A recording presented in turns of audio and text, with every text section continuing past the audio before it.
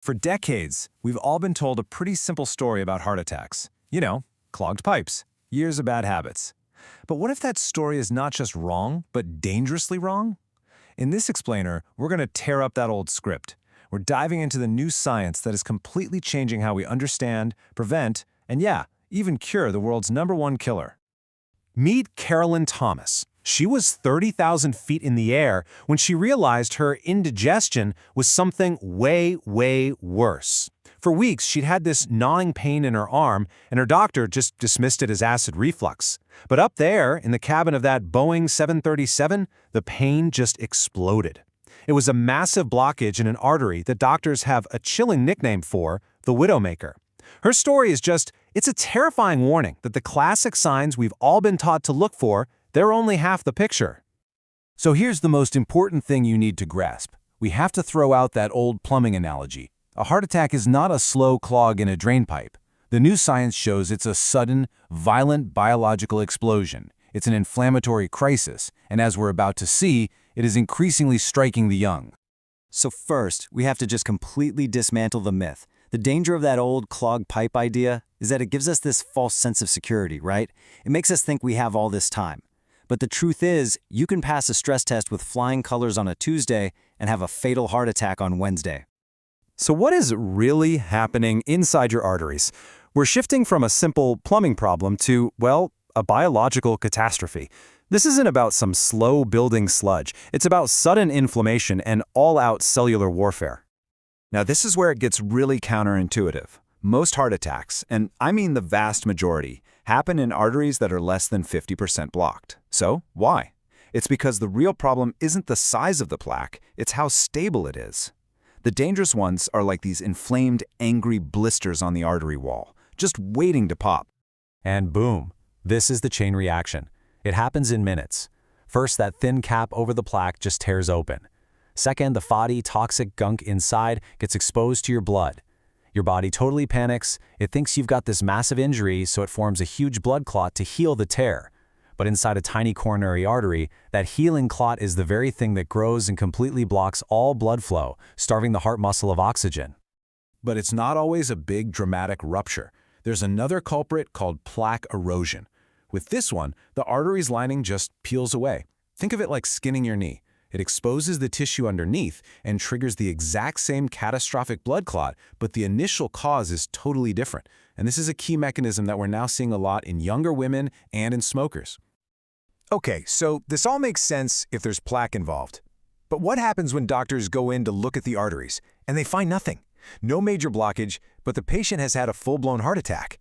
I mean, how is that even possible? Well, welcome to the really confusing world of MINOCA.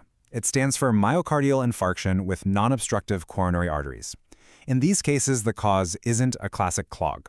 It might be a spontaneous tear in the artery wall called SCAD, which, by the way, often strikes perfectly healthy young women, or it could be a severe spasm that just clamps the artery shut, or the problem could be in the tiniest little vessels that our standard tests can't even see. The point is, clear arteries don't always mean you're in the clear. So if the what of a heart attack has changed, the who has changed even more dramatically.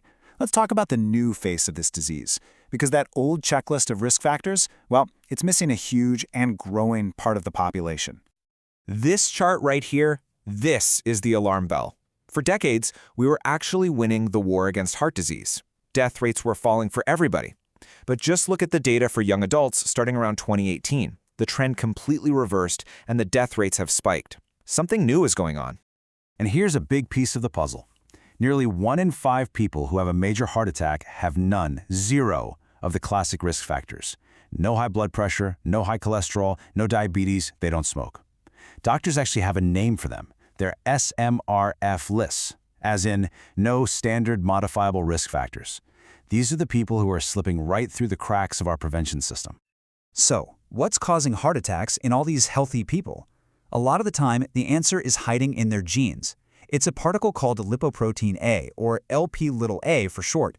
You can think of it as a stickier, way nastier version of bad cholesterol.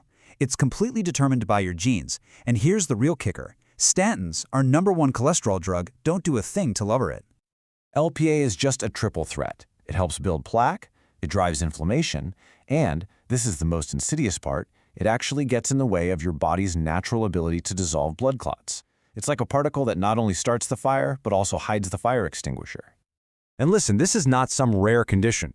1 in 5 people, that's 20% of the entire global population, has inherited high levels of LPA. That's more than 1 billion people walking around with a major genetic risk factor that is almost never, ever tested for. Okay, so that's the problem. It's complex, it's definitely scary, and the old rules just don't apply. But knowledge is power, so let's shift to the solution. A modern, actionable prevention plan for 2025. Think of this as the new user manual for your heart. First up, blood pressure. The goalposts have officially moved. The new guidelines are way more aggressive. A reading of 130/80 is now considered high blood pressure or hypertension, and the new target for everyone on treatment is to get below that 130/80 number. Almost normal just isn't good enough anymore. So here is your checklist. 4 simple things. First, ask your doctor for that once-in-a-lifetime LPA blood test. Second, if you're over 40, ask about a coronary artery scan, a CAC score. It's a quick 5-minute scan that can literally see plaque.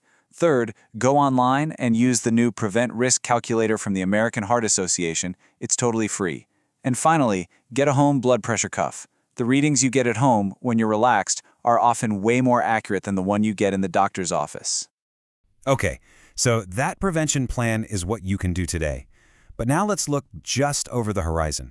Because the future of cardiology isn't just about managing this disease better, it's about an actual cure. And the science happening right now, honestly, it sounds like it was pulled straight from a sci-fi novel.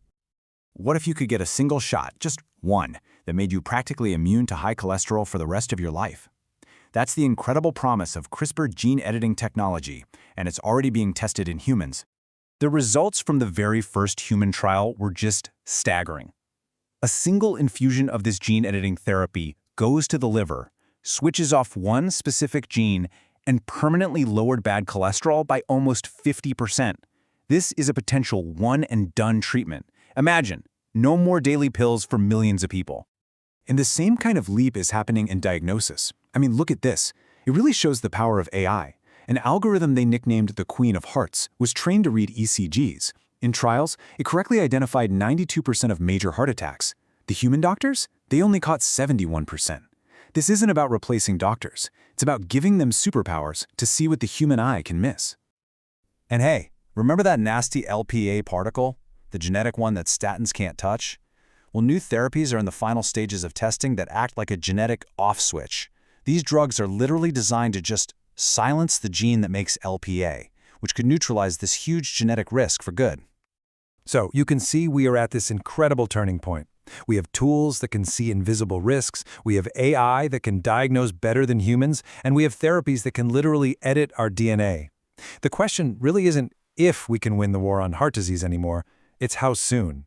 Could the next generation be the first to live in a world where heart attacks are just a relic of the past?